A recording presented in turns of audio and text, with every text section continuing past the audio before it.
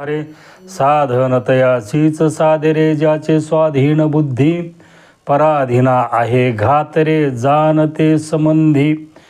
कारण तुमच्या जीवनामध्ये भक्तीची साधना करता प्रत्येक मनुष्य या जगामध्ये भगवंताची प्राप्तीसाठी त्याच्या जीवनामध्ये साधना करीत असतो. पण साधना करीत असताना त्याच्या जीवनामध्ये त्याची बुद्धी त्याच्या अधीन घेऊन साधना करीत नाही.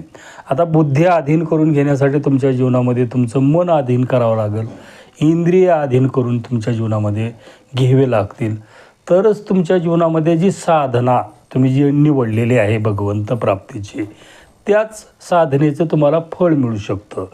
जो मनुष्याच्या दुसऱ्याच्या बुद्धीने त्याच्या जीवनामध्ये साधना करतो, त्याचे इंद्रिय ताब्यात घेत नाही, मन ताब्यात घेत नाही, बुद्धी ताब्यामध्ये घेत नाही, त्या मनुष्याची साधना तर सफळ होत नाही, त्याचा नाश होतो असं महाराज म्हणतात. रामकृष्ण.